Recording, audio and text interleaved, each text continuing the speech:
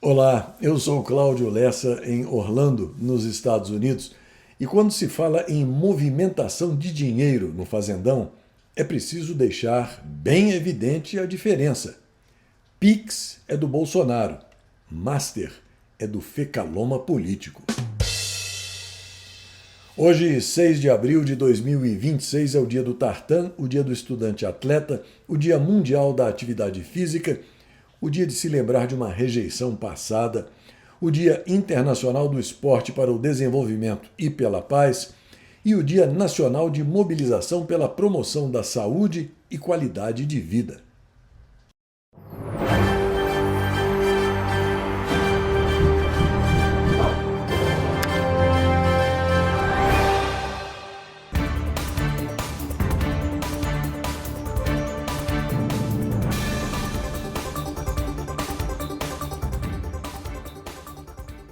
Os indicadores financeiros mostram dólar subindo, euro baixando, bolsa e Bitcoin em alta, IPCA e Selic na mesma e baixa do grama do ouro. Na Gazeta do Povo, a informação de que o patrimônio imobiliário do satânico psicopata golpista, lobista e plagiador, Meliante Togado, que integra a gangue que opera ilegalmente nas dependências do antigo STF, na Praça dos Três Podres Poderes, triplicou desde a entrada dele na Pocilga em 2017 e atingiu 31 milhões e 500 mil reais em bens, segundo dados atuais levantados em registros de cartório. O crescimento representa um salto de 266% em relação aos 8 milhões e 600 mil reais declarados à época, quando o indivíduo assumiu o cargo indicado pelo vampiro bandidão Michel Temer. De acordo com dados publicados hoje pelo Estadão, o satânico psicopata golpista, lobista, plagiador e a mulher dele, a advogada Laranja, acumulam 17 imóveis, entre casas, apartamentos, terrenos e salas comerciais. Nos últimos 5 anos, o casal investiu 23 milhões e 400 mil reais na aquisição de bens em São Paulo e em Brasília, todos pagos à vista, em cash, dinheiro vivo, conforme documentação oficial. Ao Estadão, o casal gênio das finanças não se pronunciou sobre a apuração. A Gazeta do Povo também procurou o casal e apenas o escritório da advogada Laranja retornou ao contato afirmando que não irá se pronunciar sobre o que foi apurado. Você precisa entender que esta é uma decorrência natural dos acontecimentos. Um grande jogador de futebol, por exemplo, que encanta a torcida que lota os estádios com seus dribles e gols excepcionais, tem que ser regiamente recompensado. Um piloto de Fórmula 1 que encara a morte em cada curva do circuito também precisa receber uma compensação à altura do perigo que ele enfrenta. Um bandido que se mostra disposto a ignorar todo e qualquer tipo de limite jurídico, ético, racional, de decência, de honestidade, de hombridade, para prejudicar a vida dos outros gratuitamente e intimidar uma nação inteira num elaborado processo de ilusionismo onde ele demonstra possuir um poder que não tem, também tem que ser remunerado à altura, especialmente porque gente dessa laia acredita piamente que vai conseguir levar tudo com ela para o outro lado, seja de morte morrida, seja de morte matada. Como diz o outro, sabe de nada, inocente. 11 governadores estaduais renunciaram para disputar as eleições de outubro.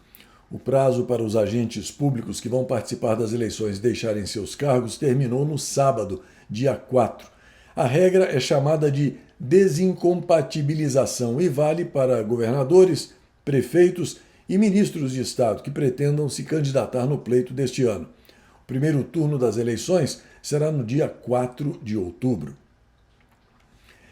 E no meio dessa brigalhada para ver quem vai para onde e vai tentar conseguir ser o quê, a chamada direita do Fazendão faz de tudo para se desintegrar, por meio de briguinhas e de chiliques, sem falar no grude dos oportunistas e adesistas de ocasião que não toleram Jair Highlander Bolsonaro e nem o filho dele, Flávio Bolsonaro, mas querem tirar proveito da situação para depois virar as costas para ele, como já fizeram antes.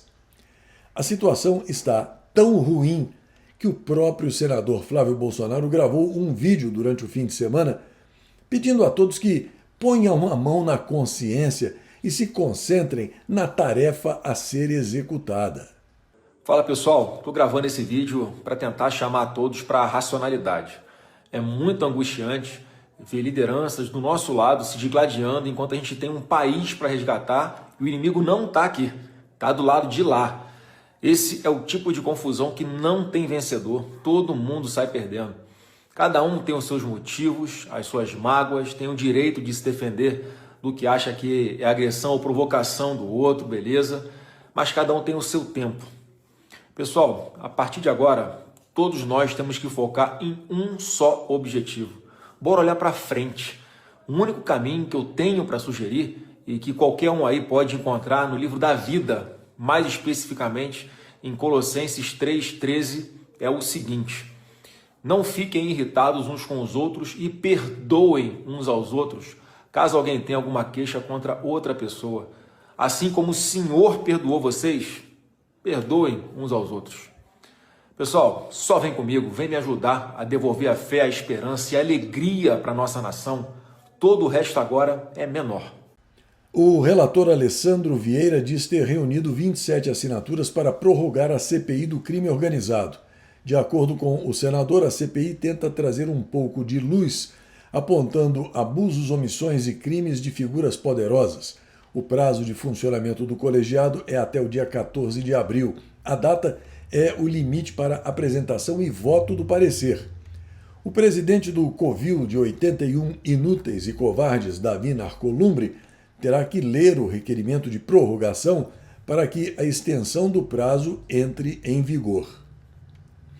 Enquanto isso, a bandalheira não tem fim. O Bobina, o amigo do amigo de meu pai, usou um avião do banqueiro vigarista Daniel Vorbarato para visitar o resort Maracutaiaiá, em Ribeirão Claro, lá no Paraná, depois de vender a participação dele no negócio, segundo o Estadão. Os indícios de que o meliante togado realizou a viagem se baseiam no cruzamento de dados de passageiros que acessaram o Terminal de Aviação Executiva de Brasília ao longo de 2025, com os registros de deslocamento de servidores da equipe de apoio ao Bobina estagiário. E se a bandalheira não tem fim, a crueldade canalha e bandida dos meliantes togados também não. A primeira laia do Sindicato do Crime Organizado condenou o empresário catarinense Alcides Ran a 14 anos de prisão em regime fechado por causa da doação de R$ 500 associada ao 8 de janeiro. Alcides foi condenado pelos verdadeiros bandidos que estão instalados nas dependências do antigo STF, lá na Praça dos Três Poderes, pelos supostos crimes de abolição violenta do Estado Democrático de Direito, golpe de Estado, dano qualificado, deterioração do patrimônio tombado e associação criminosa. A defesa de Alcides Ran argumentou que a denúncia se apoiou unicamente em um comprovante de Pix. E você que mora no Fazendão, sabe, por acaso, onde anda o bom senso e a justiça? Oi, meu nome é Bom Senso. Eu e a minha irmã, Justiça, a gente está de férias do Brasil. Mas não dá para ficar por aí, né? A gente teve o caso do Mensalão, a ditadura da propina, comprando deputado com dinheiro público. A gente teve o caso do Petrolão, que foi um mensalão 2.0. Depois teve o caso da Lava Jato, mostrando a Odebrecht, comprando político fora do Brasil.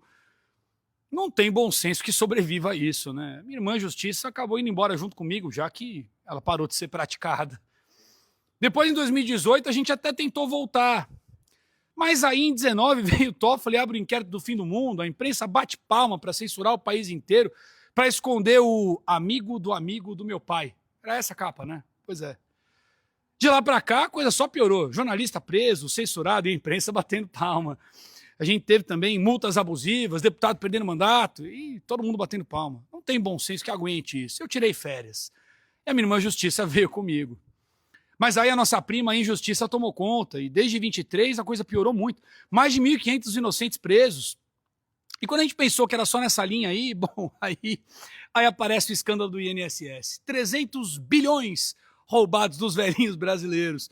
E aí apareceu o filho do Lula na história, ele tinha 300 mil de mesada, segundo a CPMI apurou, recebeu 25 milhões, teve viagem bancada pelo careca do INSS, o cara que operava o esquema.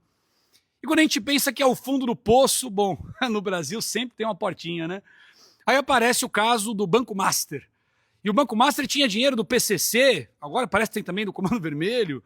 O Banco Master tinha contratado o Michel Temer, o maior cacique do Centrão brasileiro. O Banco Master tinha contratado o Ricardo Lewandowski, ex-ministro da Justiça, ex-ministro do Supremo Tribunal Federal, e o filho dele que recebeu os milhões. Não sei se você sabia disso, não. Contratou também a esposa do Alexandre de Moraes. 129 milhões foi o contrato. Tudo isso para viabilizar a venda do Master para o BRB. E tinha uma empresa que participaria do processo, uma tal de Fictor. Bom, é aí que a coisa engrossa. A gente descobre que o filho do Lula, o Lulinha, o mesmo lá do escândalo do INSS, foi assessor da Fictor até 2024. O diretor na época era um tal de Rubini, mas calma que a coisa vai engrossar. Esse tal de Rubini, que era chefinho do Lulinha lá na Fictor, hoje está no conselhão do governo Lula, um conselho oficial, ele tem um mandato até 2027. Essa Fictor aí, que o filho do Lula, do esquema do INSS, era assessor até 2024, foi a que tentou comprar o Banco Master e esconder todo esse escândalo. Aí você pensa, bom, agora chegamos finalmente no fundo do poço. Ainda não. Aí aparece uma viagem em Londres, bancada pelo Vorcar, o dono do Master. E lá tinha uísque, charuto dos mais caros. Na mesa estava o presidente da Câmara dos Deputados, o que fingiu que ia aprovar a anistia dos inocentes, negociou a vida deles e nunca entregou o que foi negociado. Tinha o Davi Alcolumbre, presidente do Senado, que deveria fiscalizar o Supremo e evitar esse tipo de coisa. Tinha também o Paulo Gonet, o PGR, o que devia garantir a legalidade de tudo que está acontecendo. Ele deveria ser o guarda-costas da minha irmã, Justiça, mas ele meio que não está trabalhando muito bem, não. Nessa mesma mesa estava também o presidente do CAD, que é responsável por essas transações de empresas. Tinha o pessoal do STJ, que vai que eles resolvem investigar isso, né? E tinha também o cara da Polícia Federal, o tal do Andrei Rodrigues. Tudo isso bancado pelo dono do Master, o Vorcaro, que também estava na mesa. E aí essa semana, essa turma, o Alexandre de Moraes, o Toffoli, o STF resolveu que ele não podia se interferir no legislativo e que por isso não ia cumprir o que manda o regimento e a lei e renovar a CPMI do INSS, que revelou tudo isso que eu acabei de explicar.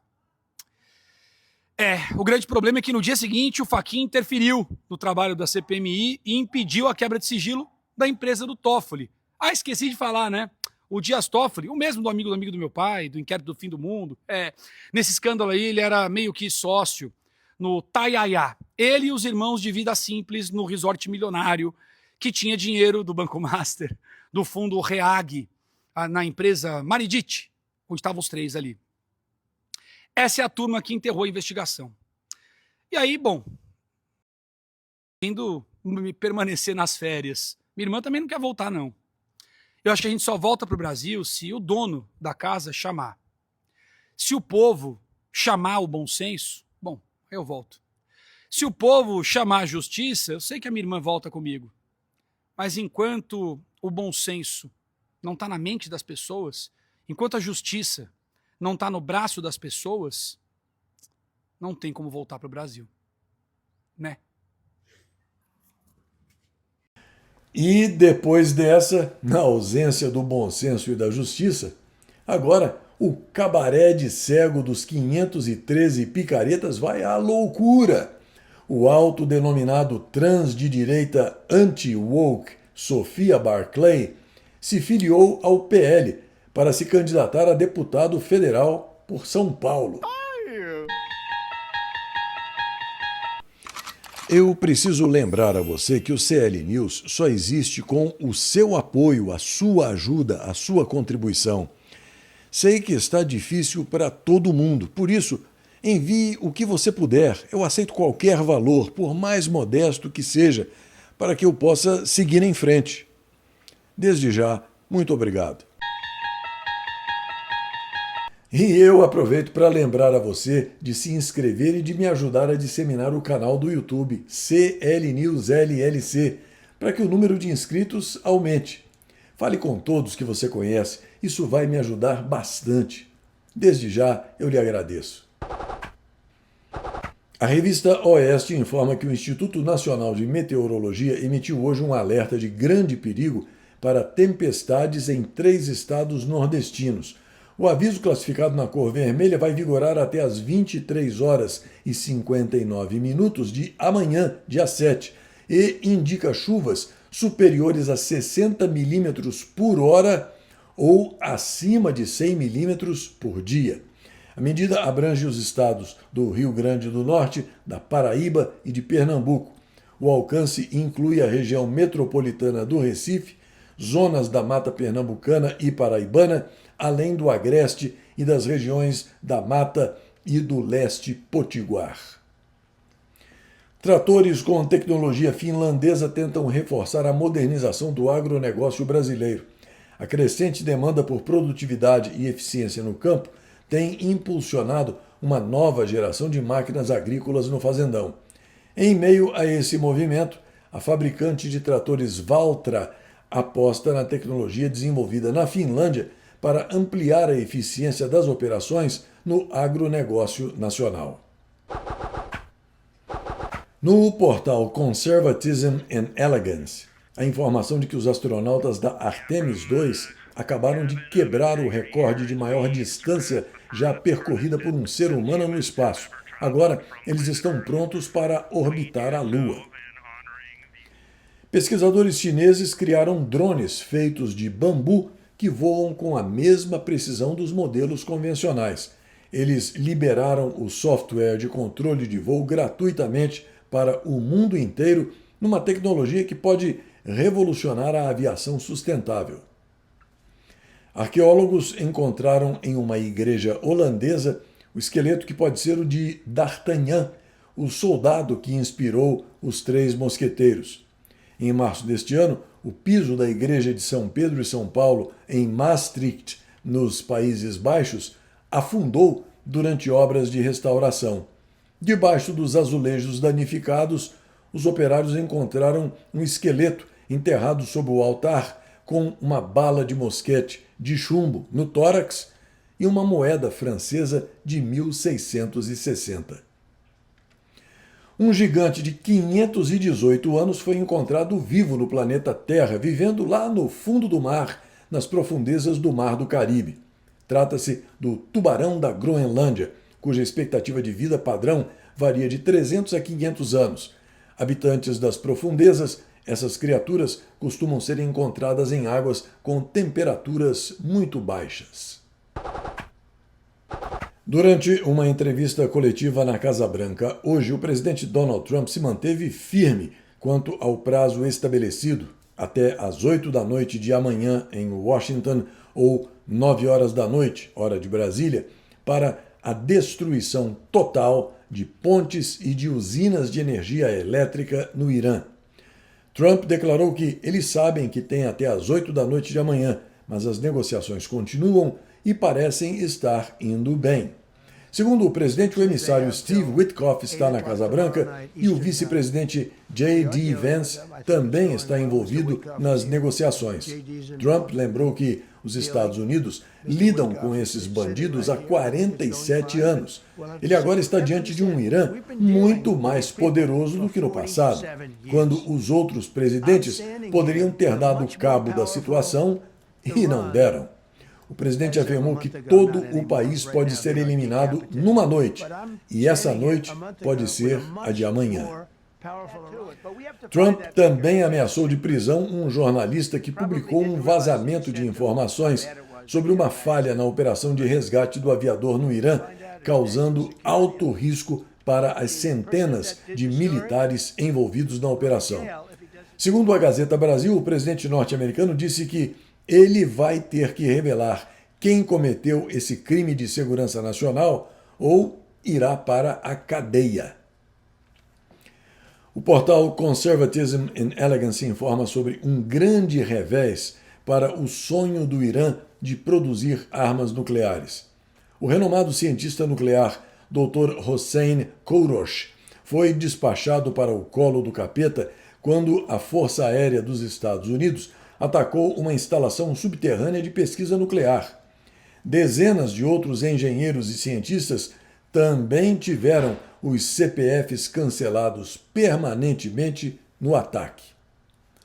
Já o ministro da Defesa israelense Israel Katz afirmou hoje que caças de Israel atacaram a maior usina petroquímica do Irã, localizada em Asaluieh, em uma operação que, segundo ele disse, deixou fora de serviço instalações fundamentais do setor energético do país, já alvo de um ultimato do presidente dos Estados Unidos, Donald Trump.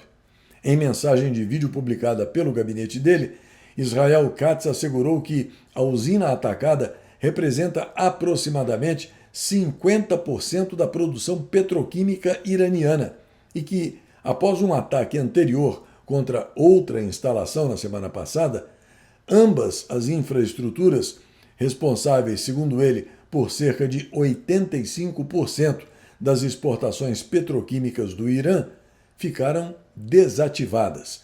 Os meios de comunicação iranianos confirmaram que as instalações petroquímicas de South Pars, que abrigam as maiores reservas mundiais de gás natural, foram atingidas hoje por um ataque aéreo israelense norte-americano. E durante a missa de Páscoa em Roma, o Papa Leão XIV transmitiu saudações em 10 idiomas, inclusive em português. Portuguese. Feliz Páscoa. Levai a todos a alegria do Senhor ressuscitado e presente entre nós. Leão XIV também pediu que os líderes mundiais promovam a paz e o diálogo, lembrando a ressurreição de Cristo. Neste dia 6 de abril, em 1199, o rei Ricardo I da Inglaterra, também conhecido como Ricardo Coração de Leão, morria de infecção após a remoção de uma flecha do ombro dele. Em 1652, o navegante holandês Jan van Riebeeck estabelecia um posto de reabastecimento no Cabo da Boa Esperança, que acabaria se tornando a cidade do Cabo. Em 1869, o processo de fabricação do celuloide era patenteado pelo norte-americano John Wesley Hyatt, sendo que o nome celuloide só foi patenteado em 1872. Em 1892, um manifesto contra o presidente Floriano Peixoto, assinado por 13 generais, era respondido com prisões. Em 1896, em Atenas, ocorria a abertura dos primeiros Jogos Olímpicos modernos, 1500 anos após a proibição dos Jogos originais pelo imperador romano Teodósio I. Em 1947, o primeiro Tony Award, prêmio em reconhecimento ao sucesso no teatro norte-americano, era entregue numa cerimônia no hotel Waldorf Astoria, em Nova York. Em 1965, ocorria o lançamento do Intelsat 1, o primeiro satélite de comunicação comercial para ser colocado em órbita geoestacionária. E em 1998, o Paquistão testava mísseis de médio alcance com armas nucleares capazes de atingir a Índia. Esta edição do CL News está terminando e eu aproveito para agradecer a você, dessa grande família patriota que tem me prestigiado ao longo desses anos, além de, mais uma vez, convidar você a se inscrever no YouTube e a acompanhar o Jornal dos Jornais, que é transmitido ao vivo todas as manhãs, além do CL News e do segmento de orações, que são publicados no começo da noite. Além do YouTube, você pode ter acesso a tudo pelo meu website, que é ainda mais seguro. O link é esse aí, ó, clnewsoficial.com, para você guardar nos favoritos do seu navegador e acessar quando quiser. E aqui vai um forte abraço para o Carlos Machado, para o Zé Carlos, lá de Nova Lima, em Minas Gerais, Daniel Flores, Ronaldo Alves, lá de Anchieta, Rio de Janeiro, Patrícia Tostes, Dina Sussuarana, lá de Manaus, no Amazonas, Didi Guzmão, Magno Silvério, Alexandre Aga, Antônio Augusto Oliveira dos Santos, Aparecida Alencar e para o José Navarro. E mais uma coisinha. Faz tempo que o fazendão não sai do lugar, repete a mesma coisa, age do mesmo jeito, fazendo com que o chamado país do futuro nunca se torne realidade. O cronista Nelson Rodrigues já dizia, desolado, que o brasileiro é um povo que canta e dança enquanto afunda. É realmente muito triste. Até a próxima.